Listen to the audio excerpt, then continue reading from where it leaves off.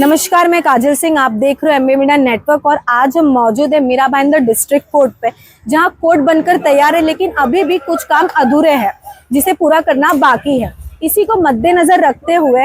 Shiv Sena legal cell के head Rajdev पाल ने पत्र व्यवहार कर परिवहन मंत्री को लगातार सूचना देते हुए कहा कि अभी भी कोर्ट के काम अधूरे हैं, जिसे गंभीरता से लेते हुए परिवहन मंत्री प्रताप चंद्र नाइक ने कल रात को विजिट कर पीडब्ल्यूडी ऑफिसर को फटकार लगाते हुए 2 दिन का अल्टीमेटम दिया कि 2 दिन के भीतर जितने भी काम अधूरे हैं वो पूरे हो जाने चाहिए, क्योंकि 8 मार्च को ये कोर्ट खुलने वाला है। आइए जानते हैं शिवसेना के लीगल सेल अध्यक्ष राजदेव पाल ने हमसे क्या बातचीत की और हमें क्या जानकारी दी। देखिए, मैं यहाँ पे शिवसेना लीगल सेल का अध्यक्ष हूँ, मीरा भाईंदर 146 का। और कल यहाँ पे हमारे कहने पे साहब को हमने अवगत कराया कि सर यहाँ पे काम पीडब्ल्यूडी का बहुत स्लो चल रहा है। साहब ने इतना बिजी शेड्यूल में टाइम निकाला और इनिशिएटिव लिया उन्होंने तुरंत, क्योंकि 8 मार्च को कोर्ट खुलने वाला था। तो साहब ने अपना शेड्यूल, मतलब महाराष्ट्र के प्रदेश का उनको पूरी जिम्मेदारी है, फिर भी मीरा भाईंदर जो उनका क्षेत्र आता है उसमें ध्यान देते हुए रात को इमरजेंसी में आके यहाँ पे विजिट किया। उन्होंने पीडब्ल्यूडी ऑफिसर को बुलाया और उसको प्रॉपर इंक्वायरी करके उन्होंने विजिट किया और अल्टीमेटम दिया साहब ने कि अगर 2 दिन के अंदर, क्योंकि ऑलरेडी अल्टीमेटम दिया था और ये साहब के कान तक बात पहुंच नहीं रही थी, तो हम लोग पक्ष के हिसाब से हमने साहब को बोला साहब ये डिले हो जाएगा, और साहब ने उसको बुला के उसको काफ़ी सुनाया और उसके बाद उनको इंक्वायरीज की और 2 दिन का अल्टीमेटम दिया है। उनका स्टाइल शिवसेना पक्ष से जैसा था, हमको उम्मीद थी साहब इनको फॉलोअप लेंगे, और प्रॉपर साहब ने उसको गाइडलाइन दिया कि 2 डेज के अंदर अपडेट मिलना चाहिए। देखिए, ये सबको पता है कि साहब का क्षेत्र है ये, और साहब 15 साल से यहाँ पे आमदार हैं, और साहब को इतनी जिम्मेदारी मिली उनके काम के हिसाब से, पूरा परिवहन मंत्री दिया गया उनको। अब साहब का काम करके दिखाना होता है, आके बार बार यहाँ पे डिस्टर्ब नहीं है, और वो चीज़ों की जिम्मेदारी हमको दी है। हमारे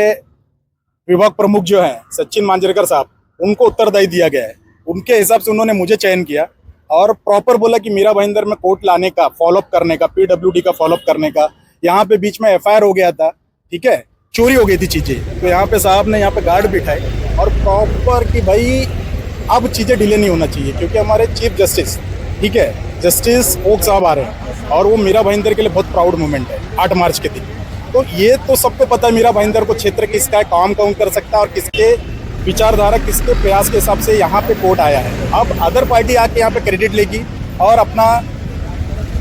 बोलते ना कि सिर्फ लोगों को मिसगाइड करेगी। और यहाँ पे प्रताप सर नाइक के अलावा दूसरा मैं किसी को नेता नहीं मानता। हमारा लीगल सेल 200 से 250 लोग हैं, उनका प्रॉपर मीरा भाईंदर को मतलब क्रेडिट हमारे साहब को ही आता है, प्रताप सर नाइक साहब। ये तो 8 मार्च का डेट दिया हुआ है, लेकिन साहब ने बोला कि कंप्लीशन जो होता है, काम का पूरा कंप्लीशन, सीसी से लेके जो इंटीरियर वर्क्स है, एडवोकेट्स की लाइब्रेरीज है, इसके अंदर एसीज है, और जो जजेस है उनका रहने का निवास, एक भी काम साहब बोलते हैं कि कमी नहीं रहना चाहिए, क्योंकि कोई मौका मिलना नहीं चाहिए। और उन्होंने अल्टीमेटम 2 दिन का दिया है कि 2 दिन में मुझे अपडेट किया जाए। उन्होंने हमको कहा है, शिवसैनिक को कहा है, पक्ष के लोगों को कहा है कि आप लोग प्रॉपर फॉलोअप लो, और साहब ने कहा है कि अगर इसमें कुछ कमी होती है तो मुझे फ़ोन करो, रात को 2 बजे भी मुझे बुलाओ, मैं इनको फॉलोअप करके इनको चीज़ों को कंप्लीट करवाऊंगा।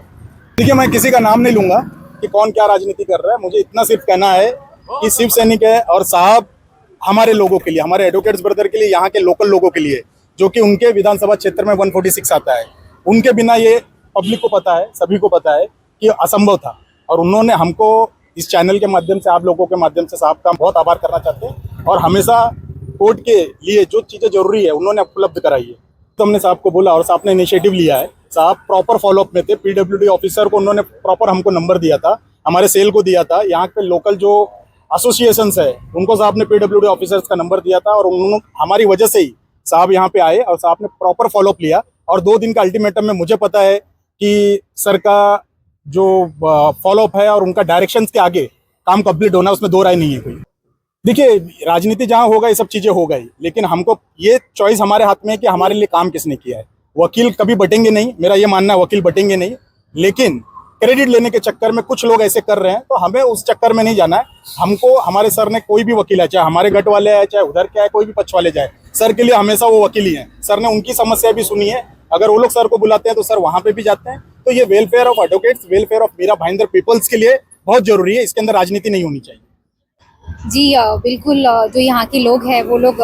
थाने जाते हैं तो ऑलमोस्ट बहुत बार ट्रैफिक लगता है, तो एक एक साइड पे 4-4 घंटा लग जाता है, शाम को आने में भी उतना ही टाइम लगता है। तो ये कोर्ट खुल जाने से यहाँ के जो लोग हैं उनको बहुत ज़्यादा बेनिफिट हो जाएगा, उनका टाइम बचेगा, उनका पेट्रोल बचेगा, जो जो ट्रैफिक है यहाँ पे उसमें बहुत कमी हो जाएगी। Thank you.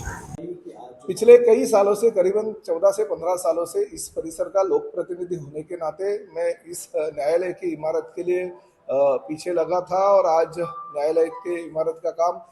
90 से ज़्यादा प्रतिशत पूरा भी हो गया, मगर अंतर्गत जो फर्नीचर है उसका काम चल रहा है। हमारे जो सिद्धार्थ तांबे जी है पीडब्ल्यूडी के चीफ इंजीनियर, उन्होंने मुझे कहा था कि 27 तारीख तक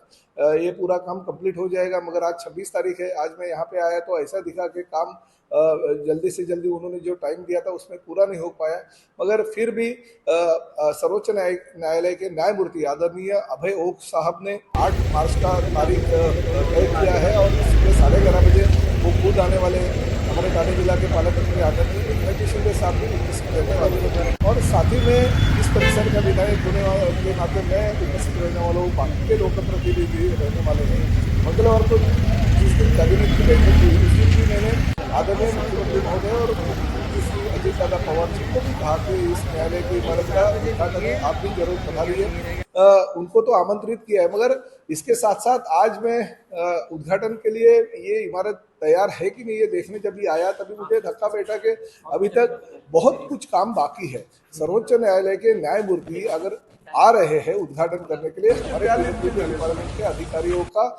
यहाँ पे रहना और उसके साथ साथ एक काम पूरा करना उनकी जिम्मेदारी बनती है, मगर कुछ ना कुछ रीज़न देके अगर वो एक दूसरे के ऊपर ढकलते रहेंगे तो ये बराबर नहीं है। मैंने उनको इंस्ट्रक्शन दी थी कि अभी और 4 दिन मैं आपको देता हूँ, 2 तारीख तक का वक्त मैंने दिया और 2 तारीख तक मुझे पूरी की पूरी इमारत का जो